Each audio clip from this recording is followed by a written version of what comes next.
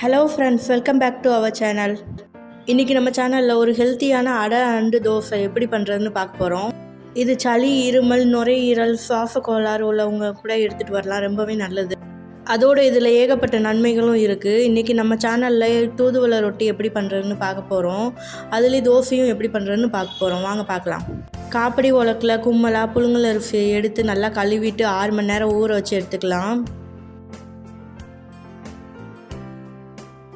இப்போ பாருங்கள், 6 மணி நேரம் ஆயிடுச்சு. அரிசி நல்லா ஊறிடுச்சு. இப்போ ஒரு மிக்சர் ஜாரில் 2 ஸ்பூன் ஜீரகம், 2 ஸ்பூன் மிளகு, 1 ஸ்பூன் மஞ்சள்தூள், தேவையான அளவு கல் உப்பு சேர்த்துக்கலாம்.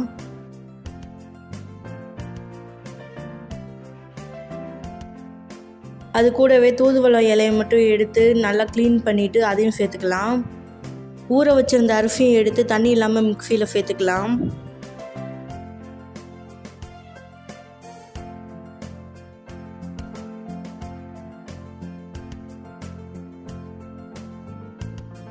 அது கூடவே தண்ணி கொஞ்சம் கொஞ்சமாக சேர்த்து இட்லி மாவு பதத்துக்கு அரைச்சி எடுத்துக்கலாம். இங்கே பாருங்கள், இப்போ அரைச்சி எடுத்துகிட்டு வந்தாச்சு. இந்த மாதிரி ரவை பதத்துக்கு இருக்கணும். ரொம்ப நைஃபாகவும் இது அரைக்காது. இன்னும் கொஞ்சம் தண்ணி சேர்த்து தோசை பதத்துக்கு அரைச்சாதான் நைஃபாக அரைக்கும். இப்போ இந்த அளவு நமக்கு கரெக்டாக இருக்கும். ஒரு தோசை தவா ஹீட் பண்ணிக்கலாம். அதில் மாவு ஒரு கரண்டி சேர்த்துக்கலாம்.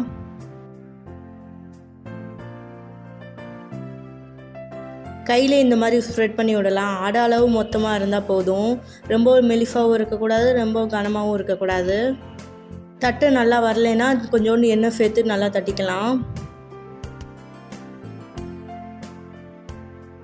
இந்த அளவு மீடியமாக தட்டினா போதும்.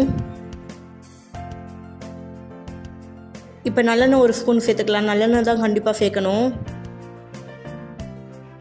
இப்போ இன்னொரு பக்கமும் திருப்பி போட்டு வேக வச்சு எடுத்துக்கலாம்.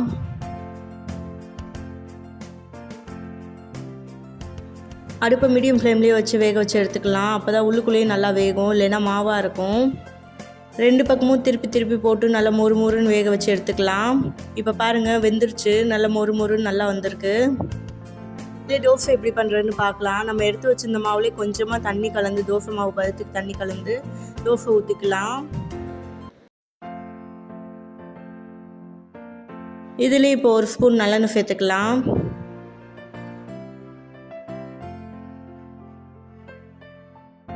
இப்போ ஒரு பக்கம் வெந்துருச்சு. இன்னொரு பக்கமும் திருப்பி போட்டு வேக வச்சு எடுத்துக்கலாம். அடை மாதிரி சாப்பிட பிடிக்காதவங்க கூட தோசை மாதிரி இந்த மாதிரி ஊற்றி சாப்பிட்லாம். அவ்வளோதான், தூதுவளை ரொட்டி ரெடி ஆயிடுச்சு. இதுக்கு எந்த சைட் டிஷ்ஷுமே தேவையில்லை. நல்லாயிருக்கும் இதுவே. அப்படி உங்களுக்கு சைட் டிஷ் வேணும்னா பூண்டு சட்னியும் இட்லி பொடியும் கூட வச்சுக்கலாம். வச்சு சாப்பிட்லாம், நல்லாயிருக்கும்.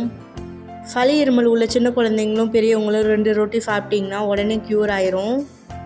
இதில் கால்சியம் சத்து அதிகமாக இருக்குது. அதனால் எலும்புகளுக்கெலாம் ரொம்பவே நல்லது. ஆஸ்துமா பிரச்சனை உள்ளவங்க இதை எடுத்துகிட்டு வந்தால் ஆஸ்துமா சீக்கிரமாகவே க்யூர் ஆகும். அதோடு இதில் ஏகப்பட்ட நன்மைகளும் இருக்குது. இதே மாதிரி நீங்களும் செஞ்சு வீட்டில் ட்ரை பண்ணி பாருங்கள்.